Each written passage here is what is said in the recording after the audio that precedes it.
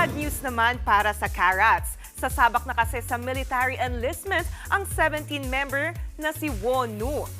Inanunsyo yan ng entertainment agency na Pledis kaninang umaga.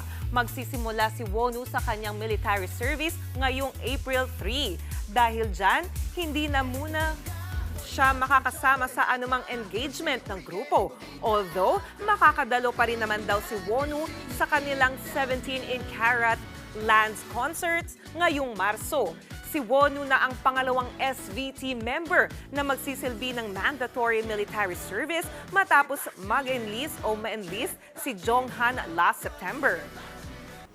Mga kapatid, Jania Lipon po, laging maging updated sa latest sa entertainment and lifestyle para maging una sa balitaan.